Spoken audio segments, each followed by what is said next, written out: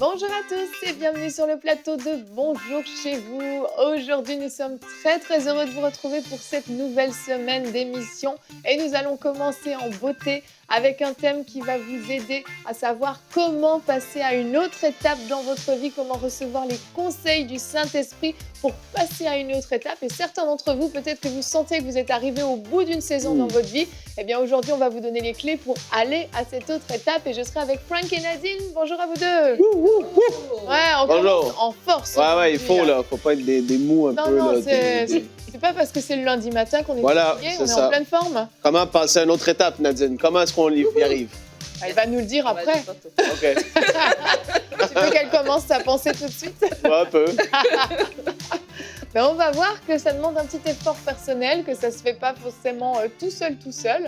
Mais on va voir aussi qu'on a besoin de l'aide, des conseils précieux du Saint-Esprit qui est toujours à nos côtés pour nous aider. Et Frank, tu vas répondre à une question aujourd'hui de Fidèle de France. Tu veux nous dire la question? Tu veux que je la lise? C'est une question de Fidèle de France et la question est... Comment savoir si c'est le moment de faire un pas de foi? Wow! Et on va répondre à cette question. Et en fait, je peux pas te dire quand est-ce que c'est le bon moment pour toi, Fidèle, mais je peux juste te donner des clés, en tout cas, ou Pour discerner? Ouais, des clés pour discerner ou savoir quand on vit ce moment-là, en fait. C'est un peu particulier, mais on va voir 4 ou 5 différents points. Wow! J'aime bien quand tu es structuré, Frank. Ouais. C'est beau. Et Nadine, tu es avec nous dès le début de l'émission pour une fois. Tu n'arrives pas en fin d'émission le lundi pour nous présenter le livre de la semaine. Yes, aujourd'hui nous allons parler du livre de David Yonggi Cho, le docteur David Yonggi Cho, Une direction spirituelle pour un nouveau millénaire. Comment passer notre étape? Voici un livre aussi à lire. Ah oui, c'est sûr. Il est connu ce livre, il me semble. Et Aurélie viendra nous retrouver en fin d'émission pour nous partager le témoignage d'une femme qui, après 8 ans de dépression, a été transformée grâce au Saint-Esprit. Est-ce que je vous ai déjà dit que j'aimais les témoignages? Je pense que oui. Allez, on commence tout de suite avec toi, Nadine, dans la pensée du jour.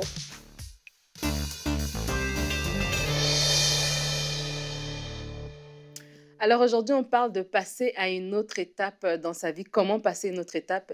Il y a une histoire, en fait, il y a l'histoire du peuple d'Israël que je trouve qu'il y a une histoire tellement puissante, avec tellement de leçons de comment passer à une autre étape, comment marcher avec le Seigneur. Il y a tellement de péripéties dans l'histoire du peuple d'Israël. Et il y a un point que j'aimerais quand même souligner pour la pensée d'aujourd'hui. Dans Nombre 13 au verset 30, si on connaît l'histoire, en fait, c'est l'histoire que Moïse a envoyé des espions visiter le pays promis. Il a envoyé 12 espions, donc un espion par tribu, pour visiter le pays promis et ils sont revenus avec un rapport. Et dans les 12, seuls 2 avaient un rapport positif et plus tard, on verra que seules ces 2 personnes et le nouveau peuple, en fait, les nouvelles personnes qui sont nées dans le désert ont pu rentrer dans le pays promis. Et qu'est-ce que ces 2 personnes ont dit? L'un d'entre eux, Caleb, a dit à Nombre 13 au verset 30, Caleb fit taire le peuple qui murmurait contre Moïse et il dit, montons, emparons-nous du pays et nous y serons vainqueurs.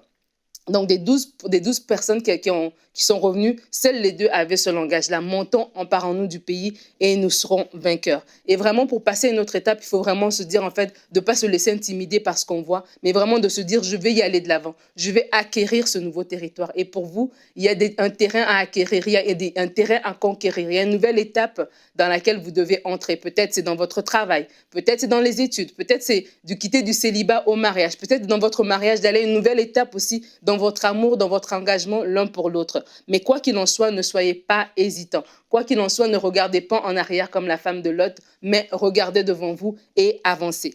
Et pour passer notre étape, il y a une histoire qui, je crois, nous donne des clés assez précise de comment passer notre étape, c'est l'histoire de Bartimée.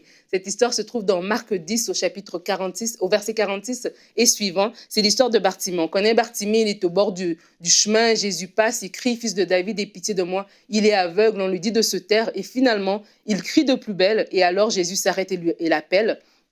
Et Jésus fait ce miracle, Bartimée recouvre la vue. Et pour passer à une autre étape, comme Bartimée, tu dois être capable de faire 4 choses. La première, tu dois vouloir plus de la vie.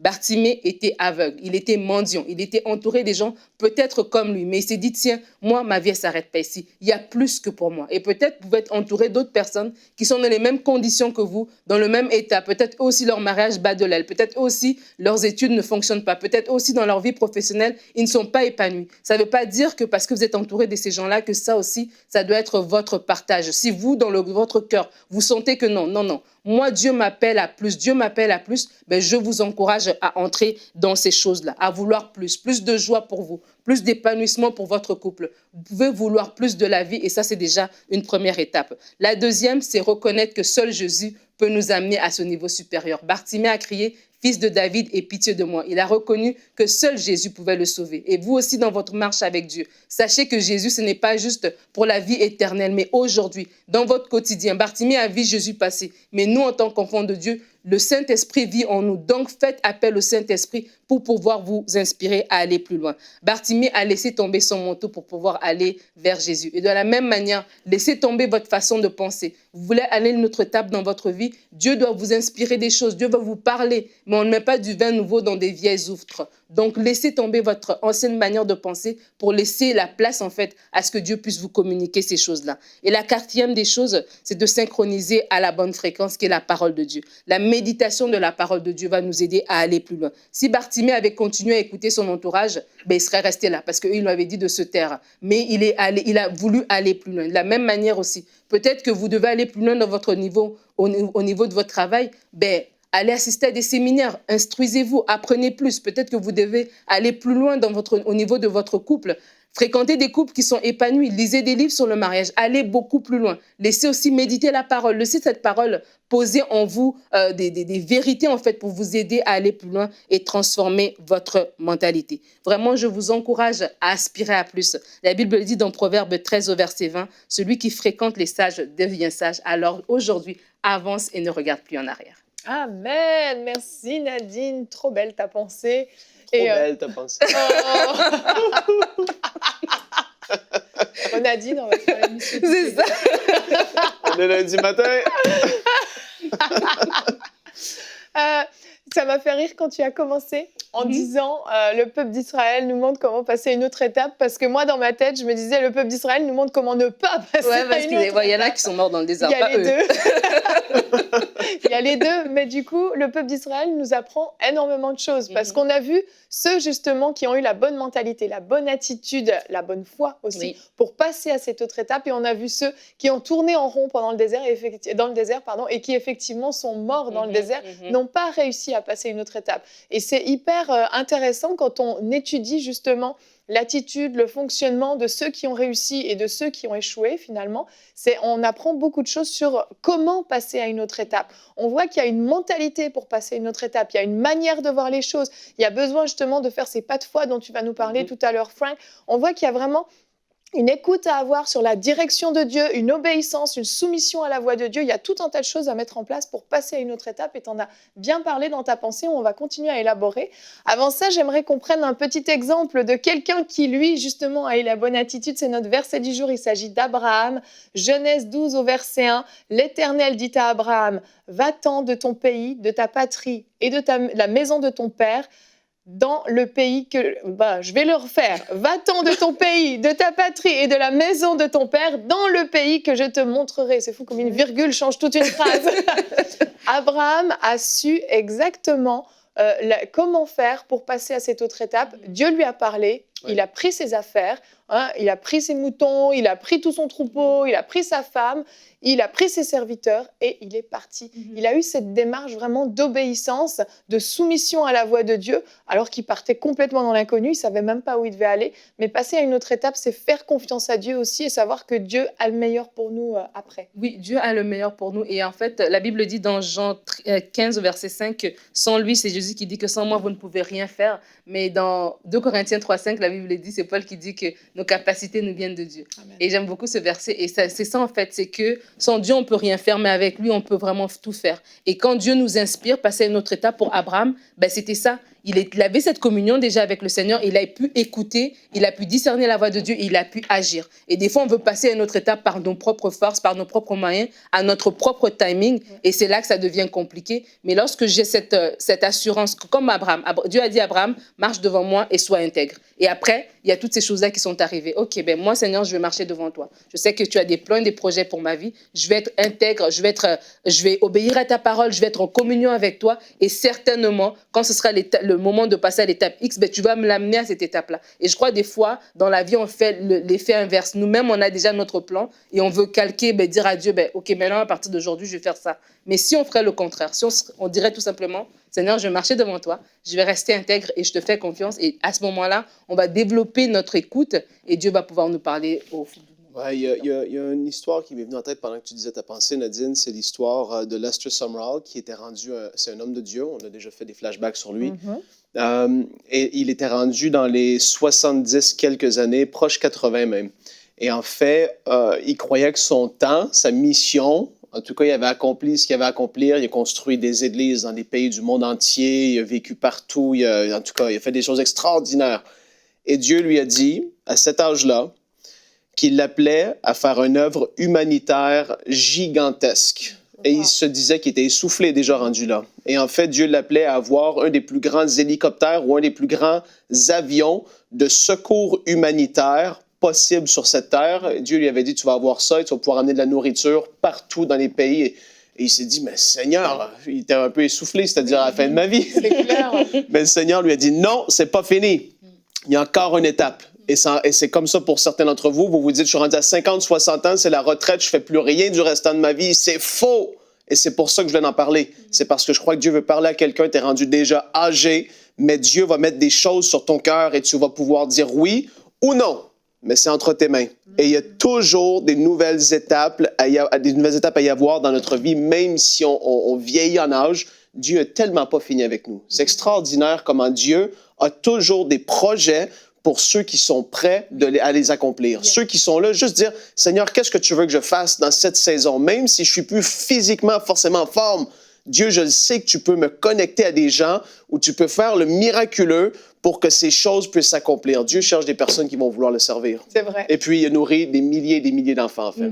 Ah, c'est tellement bien ce que tu racontes. Ça me rappelle l'histoire de mon beau-père qui raconte, c'est un témoignage qu'il raconte souvent comment il est venu au Canada. Et quand tu parles de Lester Sumrall qui arrive à une étape de sa vie, se dit, ben, j'ai déjà bien fait. Moi, mon beau-père, il avait déjà une église en Belgique, il avait déjà son doctorat. Bref, il était déjà bien positionné, je veux dire. Et il vient ici, je pense, en voyage. Et dans l'avion, alors qu'il est en train d'atterrir, il entend vraiment la voix de Dieu qui lui dit non, je donne ce territoire. Et là, finalement, les choses se débloquent, il fait les démarches et tout. Et il amène toute sa famille ici, il s'installe et en 94, ils ouvrent l'église qui est encore aujourd'hui active. Oui. Et donc, ça te dit en fait que lorsqu'on se positionne en fait pour dire pas selon ce que moi j'ai accompli puis j'ai fini, mais on a toujours cette intimité avec Dieu et cette oreille active pour dire Seigneur, qu'est-ce que tu veux? Qu'est-ce que tu aimerais que je puisse faire? Parle, ton serviteur écoute. Lorsqu'on a cette oreille active, ben, Dieu nous parle en fait. Et il va nous donner des projets qui sont beaucoup plus grands. C'était une méga autre étape pour lui là quand même. C'était un changement de pays, un nouveau ministère, etc. Ah, c'est sûr. Et c'est des choses, des bénédictions en fait qui ont aussi découlé de là, des vies qui ont été transformées à partir de son obéissance. Donc vraiment aussi j'encourage les gens à avoir cette obéissance. Et quand on parle de la prochaine étape, c'est pas juste par rapport à ma propre vie. C'est quand je dis par exemple que ça peut être une prochaine étape au niveau de ton mariage, un mariage qui bat de l'aile, un mariage qui est tendu, et se dire ben non tiens je peux aller plus loin, je peux amener cette relation à un autre niveau. Ben un mariage qui est épanoui, c'est des enfants qui grandissent avec un sentiment de sécurité, d'amour, c'est des familles entières, une famille entière qui est transformée. Donc se dire en fait Seigneur, je veux passer notre étape mais pas de façon égoïste pour moi-même, mais Dieu se sert aussi de nous-mêmes aussi lorsqu'il nous amène à un autre niveau pour que notre prochaine étape puisse bénir d'autres personnes aussi autour de nous. En fait. Amen, amen. Et certaines personnes, c'est la peur qui les empêche de passer à une autre étape parce que ça coûte trop, parce que ça a l'air complètement fou. Et on va voir, Frank, justement, par rapport à la question de notre frère fidèle de France, comment savoir si c'est le moment de faire un pas de foi? Fidèle, je vais donner à tous ceux qui regardent l'émission. Certains, j'ai trouvé le mot que je ne trouvais pas au début d'émission, Evelyne, c'est des ressentis. On va ressentir certaines choses et vous allez voir comment Dieu peut fonctionner. En fait, c'est comme ça que je l'ai vécu dans ma propre vie. En fait, la première chose que je veux établir, c'est que premièrement, la majorité d'entre nous, on va attendre jusqu'au point où est-ce qu'il n'y a plus de filet de sécurité pour faire ce pas de foi. Parce qu'on aime essayer par nos propres forces, on aime que le gouvernement prenne soin de nous, on aime que les choses se fassent comme ça. En fait, on est des humains comme ça. Par rapport à la santé, tous les aspects de nos vies, on aime avoir ce filet de sécurité, mais Dieu nous dit que sans la foi, c'est impossible de lui être agréable. Et la foi, c'est vis-à-vis de Dieu, c'est une démonstration de la foi qu'on a en sa fidélité d'accomplir et de pourvoir à toutes ces promesses qu'il a écrites pour ses enfants et de nous amener à une étape, à une autre. Et en fait, tu vas devoir parfois muscler ta foi avant de faire ce pas de foi. Ça, c'est la première des choses que je veux dire. Tu vas avoir une certaine circonstance, une décision à prendre, un changement de carrière. Tu vas avoir quelque chose qui est là. Et tu vas te dire, mais c'est énorme. Et en fait, j'imagine un boxeur qui est sur le point d'aller affronter le champion du monde. Avant de l'affronter, il va s'entraîner pour pouvoir être prêt. Et parfois, tu vas devoir muscler ta foi, lire des versets de la parole pendant 1 mois, 2 mois de temps, déclarer la parole, prier dans cette direction-là pour être fort dans la foi et te dire, non, c'est vrai, tu t'es rempli de la parole, des promesses de Dieu. Là, tu dis, là, je suis prêt à faire ce pas de foi. Parce qu'il y a 2 mois, 3 mois avant, tu ne l'étais pas. Tu étais rempli de crainte. Mais là, soudainement, tu deviens rempli de foi parce que tu t'es musclé. Première des choses. Deuxième, tu vas parfois sentir la sainte colère qu'on a souvent parlé dans Bonjour chez vous, monter en toi. Dans une situation, une circonstance, tu vas sentir « Ah, je dois agir dans cette chose. Je dois faire quelque chose. » Et en fait, là, c'est Dieu qui, waouh, il y a quelque chose. C'est l'Esprit de Dieu qui te fait monter cette sainte colère et qui va te pousser à l'action. Et ça va être une action de foi. Troisième chose, tu vas parfois te sentir poussé ou même appelé par Dieu lui-même de faire quelque chose que tu n'aurais jamais fait auparavant et alors tu ne considéreras même plus les circonstances autour de toi. Pierre, dans la barque, devait sortir, il a entendu Jésus lui dire « Viens me rejoindre ». Et il a dit « Mais c'est de la folie ». Et quand il a arrêté de raisonner, Jésus l'a appelé, il a fait ce pas de foi, il a commencé à avancer, il a chuté, mais Jésus l'a relevé. Amen. Après ça, il va y avoir d'autres fois dans la prière et dans le calme, tu vas sentir que le temps est arrivé.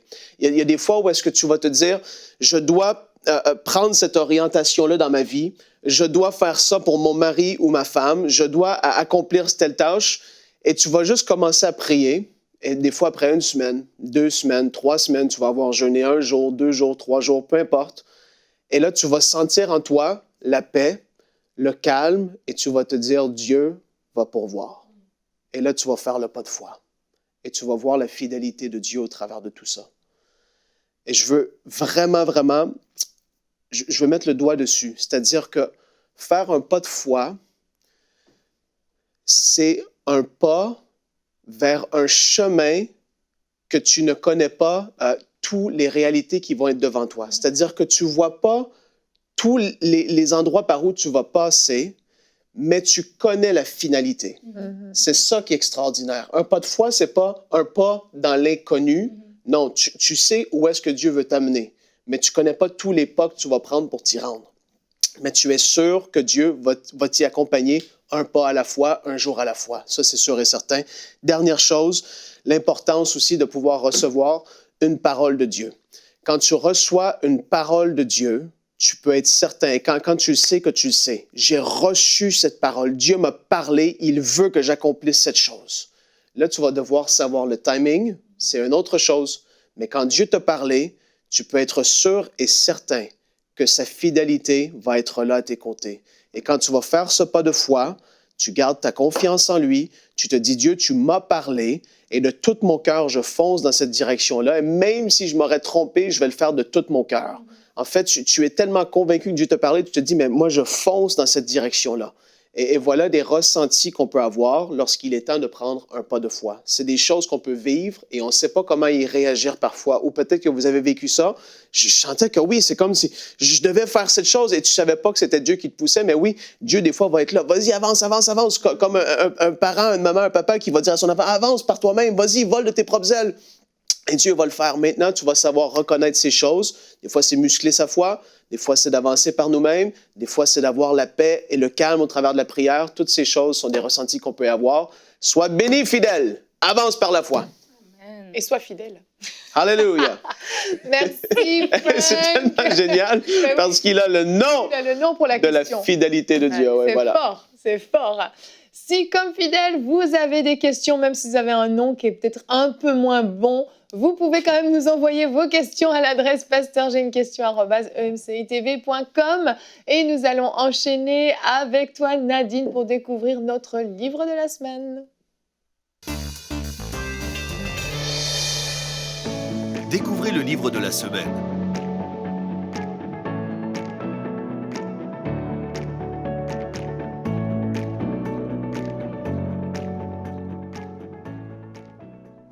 Aujourd'hui, on présente le livre de la semaine et Franck est tellement content d'être Là pour le Je suis là pour le livre. Ils m'ont gardé pour tout le monde. Ils m'ont gardé pour la présentation du livre. C'est parce que mon pasteur de question était tellement bon, Evelyne, c'est ça? C'est ce que tu m'as dit? Non, c'est pas vrai. Alors, aujourd'hui, nous parlons Une direction spirituelle pour un nouveau millénaire de Dr. David Yonggi Cho. Si ce nom vous dit quelque chose, c'est que le Dr. David Yonggi Cho, c'est le pasteur fondateur d'une des plus grandes églises au monde, une église en Corée du Sud. Et donc, il a écrit ce livre ici, que je crois que c'est un livre pour tout le monde, en fait, au niveau de prendre une nouvelle étape, mais aussi pour les gens qui sont des leaders aussi, particulièrement les pasteurs. Il donne beaucoup de conseils par rapport aux leaders et aux pasteurs, par rapport à prendre une nouvelle étape. Et en fait, il vient donner plusieurs conseils. Il parle du Saint-Esprit, de l'importance du Saint-Esprit, de l'importance de la foi, de l'importance de la direction du Saint-Esprit. Il parle ici de comprendre l'Évangile, comment prêcher. C'est quoi aussi le serviteur de Dieu. Il donne aussi énormément de conseils, étant donné que lui, il a vraiment eu cette grande œuvre. Il donne énormément de conseils parce qu'il dit des fois, en tant que serviteur de Dieu, on peut prêcher, on peut faire des choses sans pour autant rester à écouter la voix de Dieu pour avoir la nouvelle direction. Et c'est parce qu'on est habitué à faire quelque chose, en fait. Et je crois que ça s'applique à tous les leaders, que ce soit un pasteur, mais même en tant que maman, en tant que papa, en tant que chef d'entreprise. Peut-être on dirige notre entreprise, on dirige notre structure de façon routinière avec les choses qu'on faisait avant qui ont fonctionné la saison passée, l'étape d'avant. Mais Dieu veut nous amener plus loin et on doit être flexible, on doit écouter sa voix pour pouvoir justement aller à cette nouvelle étape. Il parle aussi de la façon d'être créatif, comment recevoir une vision, comment penser de façon créative. Et aussi la discipline personnelle pour aller plus loin. Donc vraiment, c'est un gros livre qui se lit quand même. Il n'est pas si gros. Ben attends, c'est 197 pages. Ben, ça va. 200 pages. Je sens que c'est pas elle qui lit les livres. Un gros livre. Je vais te montrer un gros livre. Tu veux que je te présente la biographie de Renard Bouquet? Je vais vous lire un petit passage ici. Il dit, c'est Franck l'a même dit quand il parlait, il dit « L'Éternel emploie ceux qui disent « Oui, nous pouvons y arriver » et non ceux qui objectent « Non, c'est impossible ». Alors, on parle de passer une autre étape. Il faut déjà croire que cette autre étape est possible. Dieu ne travaille pas avec des gens qui ont des pensées et un cœur négatif. On doit changer notre mentalité par la prière et la parole de Dieu. Le Saint-Esprit agit au travers de notre foi, comme il est écrit dans Matthieu 8, 13. Et donc, on doit avoir une grande foi. Une petite foi produit des petits résultats. Une grande foi produit des grands résultats. Amen. C'est vrai. C'est simple, mais vrai. C'est simple, mais c'est vrai. Et donc, ce livre est disponible. Ça te fait rire. C'est la taille du livre qui est un peu trop importante pour elle, je pense. Wow. Seigneur. Nadine ne voudra plus que je reste pour le livre. T'as apprécié, Frank, cette rubrique? J'ai beaucoup apprécié. Allez, finalise. Disponible Vite. sur boutiqueinspiration.com, une direction spirituelle pour un nouveau millénaire de David Yonggi Cho. Merci, Nadine. Merci à vous deux. Très belle présentation, Nadine, Merci. de ce grand livre. Frank, j'espère que tu as apprécié parce que tu t'en vas maintenant. Tu n'assisteras Ouais. pas au témoignage, mais on accueille Aurélie pour sa rubrique. Coucou Aurélie. Bonjour Evelyne, bonjour Nadine. Est-ce que tu vas bien aujourd'hui? Oui, ça va super Tu es en bien. forme pour cette nouvelle semaine? Excellente, surtout quand ça commence avec de très bons témoignages comme celui de Céline. Vas-y, tu as toute la place. Oui, Céline de France, elle nous a partagé son témoignage. Elle nous explique en fait sa situation. Elle dit qu'elle est née chrétienne. Elle allait à l'église, toutefois non par conviction, mais plutôt par obligation et par habitude. Et elle dit qu'elle a eu beaucoup de soucis dans sa vie, aussi bien émotionnelle que professionnelle. Et cela a duré près de 8 ans. Elle a fait plusieurs dépressions en fait. Et elle dit qu'elle était passée d'une personne qui était joyeuse à une personne complètement lunatique. Elle nous explique que pour elle, en gros, sa vie ressemblait à un grand chaos. Et elle était perdue spirituellement. Elle avait toujours l'impression de stagner à tous les niveaux. Et face à ça, elle a commencé à chercher le Seigneur par elle-même, mais c'était plus par nécessité, par besoin, que pour avoir cette rencontre personnelle d'amour avec le Seigneur. Elle nous raconte un épisode qui s'est passé dans sa vie 15 ans en arrière, alors qu'elle était allée dans une église. Il y a des personnes qui ont commencé à prier en langue et elle s'est mise à les juger, elle s'est mise à rigoler. Pour elle, vraiment, c'était comme la prière en langue, ça lui donnait pas du tout envie. Et pendant le confinement, elle est tombée sur une vidéo de prière inspirée. Et elle dit qu'alors qu'elle était juste en train d'écouter cette vidéo, elle a commencé à pleurer. Elle ne pouvait pas expliquer ce qui se passait, mais elle pleurait. Et chaque fois qu'elle écoutait l'émission, mais le même cycle recommençait. Wow. Elle ne faisait que pleurer, en fait. Et elle nous raconte comment, une fois, alors qu'elle écoutait une émission de prière inspirée, c'était la prière dans la nuit, là, Jérémie a commencé à prier en langue. Vous vous rappelez, elle se moquait des gens qui prient en langue. Et là, elle dit qu'elle a eu envie de rire, mais elle s'est retenue. Et quelques minutes plus tard, elle se retrouve en train de prier avec Jérémie. Et là, le miracle s'est produit. Elle a commencé à parler en langue. Wow. Et pendant qu'elle cherchait, elle cherchait à comprendre dans sa tête ce qui se passait parce que, en gros, c'est comme si elle n'y croyait pas trop. Elle voulait comprendre les paroles, mais elle dit que tout son corps bougeait, tremblait. Elle était vraiment transportée. Elle a confondu. C'est ça. En fait, là, elle dit que c'est sa rencontre avec le Saint-Esprit. C'était vraiment une rencontre pour elle. Et suite à ça, en fait, elle nous raconte tout ce qui s'est passé dans sa vie et même dans la vie de son enfant. Elle a commencé à vivre des choses extraordinaires, tout simplement avec le Seigneur. Et là où avant, elle était une personne plus dépressive, mais non seulement ça a changé, mais en plus, elle nous raconte aussi la guérison de son fils. Un jour, alors qu'elle écoutait une émission encore de prière inspirée, qu'est-ce qu'elle a fait? Elle a mis la main sur son fils pour prier. Pendant l'émission, il priait sur la guérison. Et là, elle dit, le lendemain, elle observe que le dos de son fils n'était plus très courbé. Parce qu'il a une maladie qui s'appelle hémivertèbre. Apparemment, ça courbe le dos. Et là, elle dit que le lendemain, juste après avoir imposé les mains, elle a vu que son dos n'était plus courbé. Mais nous, on déclare la guérison complète, au nom de Jésus. Et elle nous dit également que vraiment, le miracle ne n'est pas arrêté là avec le Saint-Esprit. Elle a une très bonne relation. Maintenant, elle demande tout au Saint-Esprit. Elle dit qu'il y a des versets qui sortent comme ça alors qu'elle parle aux gens du Seigneur. Mais c'est ça qu'on est connecté au Saint-Esprit, justement. Elle expérimente la joie. Elle pose des questions au Saint-Esprit sur son appel. Et nous, on sait en fait que le Saint-Esprit répond alors qu'on lui pose des questions. Et aussi, si vous nous écoutez, Céline, on a fait plusieurs émissions sur l'appel d'ailleurs. Vous pouvez aussi les écouter. On croit que le Saint-Esprit va aussi vous parler au travers de ces émissions. Et vraiment, elle est complètement transformée. Sa relation avec le Saint-Esprit est juste géniale. Waouh, super. Merci Aurélie. Elle vient d'où? De France. De France. Céline de France. Merci beaucoup Céline de nous avoir partagé ce beau témoignage. J'aime quand le Saint-Esprit nous surprend comme ça et nous confond des fois dans nos raisonnements. C'est fort. Si vous avez vous aussi des témoignages à nous partager, que ce soit pendant le confinement ou non, peu importe, vous pouvez aller sur notre site emcitv.com/témoignage pour remplir le formulaire et nous partager ce que Dieu a fait dans votre vie au travers des émissions de la chaîne EMCI TV. On est déjà arrivé au bout de cette première émission. Oui. On va se retrouver demain. Notre thème sera la douceur, ce fruit de l'esprit souvent mal compris. Attendez-vous à apprendre peut-être quelque chose de nouveau sur la douceur. Et nous aurons une rubrique famille avec toi, Nadine. Conduire sa famille par la douceur. Ah, ça, c'est un fruit de l'esprit qu'il faut apprendre à manifester dans la famille premièrement. Donc, on se retrouve demain. Merci de nous avoir suivis et passer à une autre étape. Bye bye.